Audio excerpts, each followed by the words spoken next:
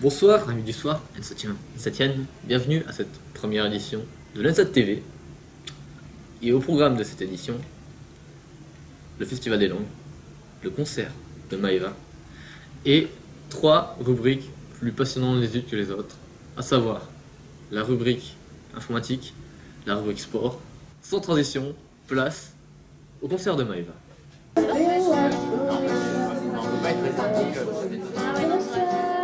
Le 24 janvier dernier, Maeva, élève en Octro 1, donnait un concert au Havana. Voici la réaction de quelques Ensatiens à la fin du concert. Comment t'as trouvé le concert, Saladin? Comment t'as trouvé le concert? Excellent, voilà, Maeva est une star, bien sûr je toucherai 70% de son bénéfice, voilà. Le concert était très bien et c'est pas mal hein. Et j'ai trouvé ça génial, elle a pu tenir 1h30, elle chante très bien, elle a une super voix et je trouve Maeva trop cool. C'est super bien. Je me suis très bien éclatée. Oh, génial, surtout la dernière partie, là, les 10 dernières secondes, c'était... Il y avait de l'émotion, c'était très spirituel. C'est le moment où t'es arrivé. J'ai adoré quoi.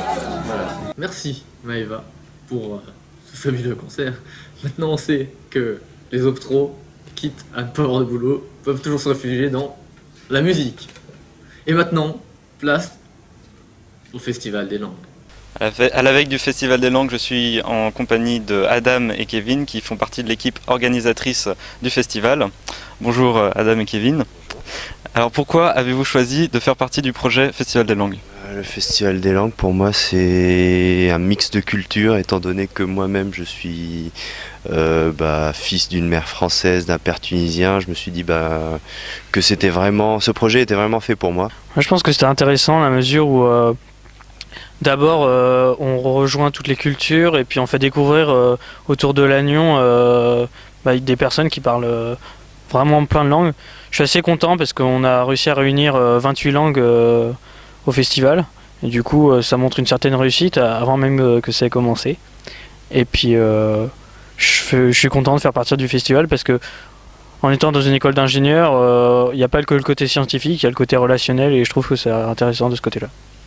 Pouvez-vous nous dire ce que vous faites en tant qu'organisateur du Festival des Langues ? Alors, moi je suis dans le pôle animation et décoration, donc je me suis occupé de contacter des organisations, des associations qui feraient des animations demain.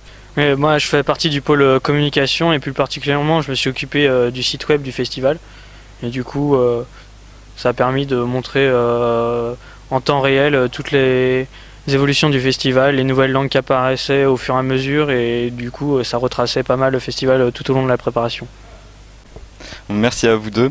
Donc beaucoup d'animations demain lors du Festival des Langues et plein de langues, venez nombreux.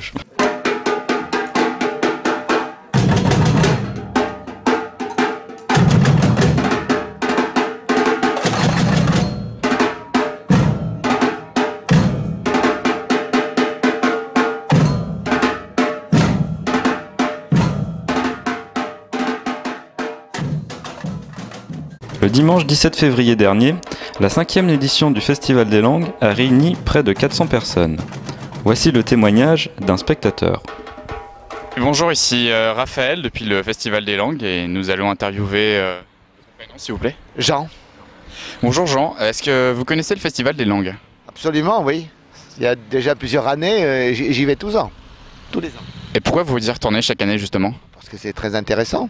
Ça permet de découvrir d'autres langues, d'autres cultures. Voilà. Est-ce que vous connaissez d'autres mots dans une autre langue justement? Bah oui, évidemment, j'en connais. Je suis breton. Je parle breton. Alors donc voilà. Dites-nous quelques mots en breton s'il vous plaît. Brau et namzer. Ce qui veut dire il fait beau. Mais bien sûr, le Festival des Langues ne pourrait pas avoir lieu sans les intervenants. Par exemple, Masami pour le japonais.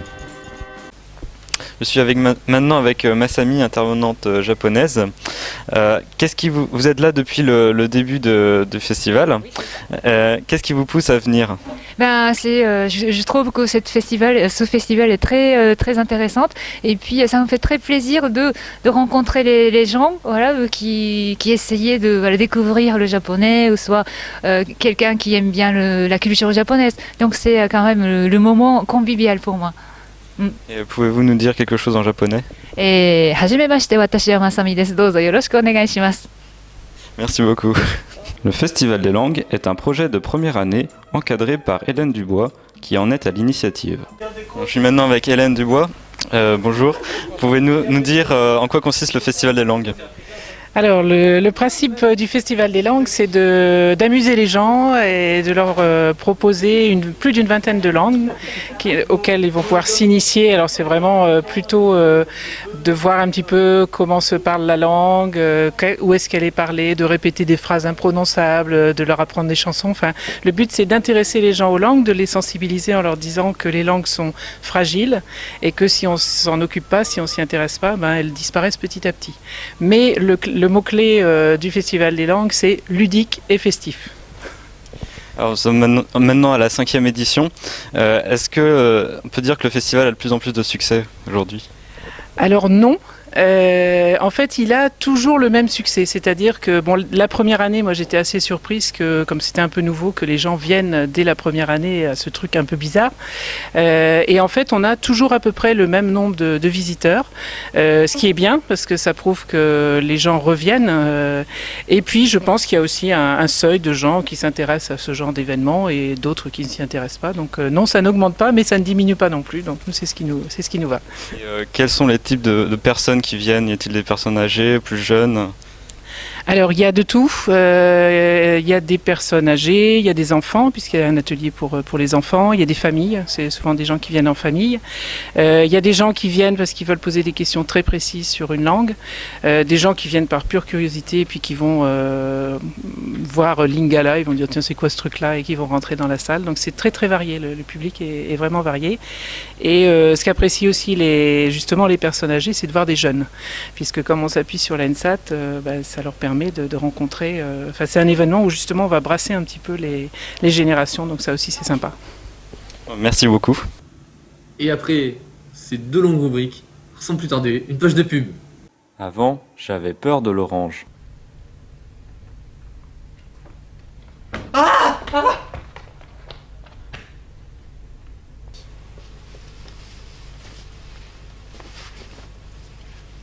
Mais ça, c'était avant. ENSAT, vous allez aimer. Et nous voici de retour, sans plus tarder, la rubrique sport avec Malo. Bonjour à tous, je vais donc vous présenter la rubrique sport. Mon premier sujet portera sur l'équipe d'Andy Lancetron de l'ENSAT qui a fini deuxième au tournoi de Virette-sur-Légué. Voici les images. Ah, pardon, on me signale à l'oreillette que nous n'avions personne pour prendre les images. Passons au deuxième sujet. Le président du club jogging nous a honoré de sa présence pour une interview la semaine dernière. Voici les images. Bonjour Kevin, merci de accepter pour cette interview. Bonjour, c'est avec plaisir que je suis là. Donc acceptez-vous tout le monde dans votre club jogging? Tout à fait, nous acceptons tout le monde pour tout niveau. Même Saladin? Même Saladin, et oui, mais il nous a jamais demandé de venir, du coup, oui, pour l'instant on l'a pas accepté. Heureusement. Quand vous retrouvez-vous pour courir? La plupart du temps c'est le dimanche matin. D'accord. Et puis on essaie de se voir des fois dans la semaine et quand il fait beau. D'accord. Combien êtes-vous à courir en général? On va dire 5-6. D'accord. Est-ce que vous courez même en hiver? En hiver, oui, on a couru. Bon, du coup, on était un peu moins, mais on a couru quand même. D'accord.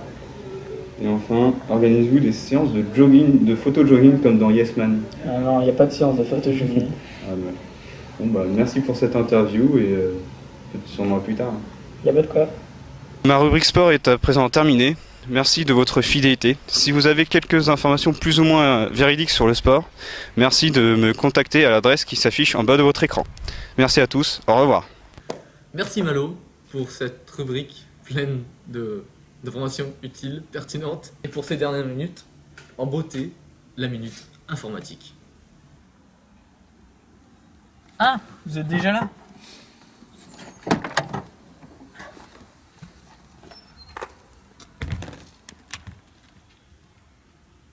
Bonjour, bienvenue sur la Minute Info du jour. Aujourd'hui, je vais vous expliquer comment débrider l'accès à YouTube si vous avez Free.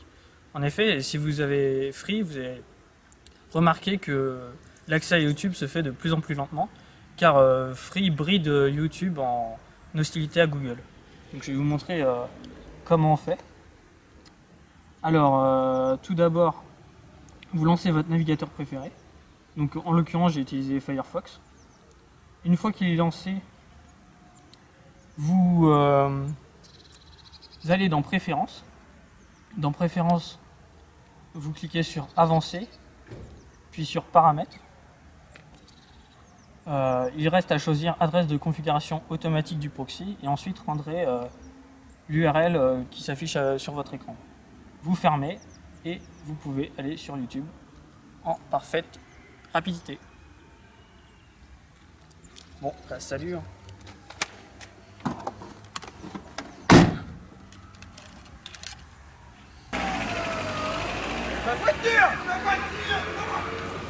Et c'était la dernière minute, c'est la fin. La fin de cette émission. Nous espérons que vous avez passé un agréable moment et espérons vous revoir dans 3 semaines. À dans 3 semaines prochaines.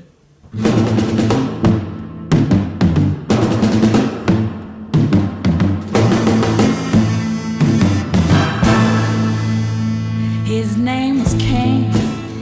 He had a horse along the countryside. I saw him ride. He had a gun. I knew him well. Oh, I heard him singing. I knew he loved someone.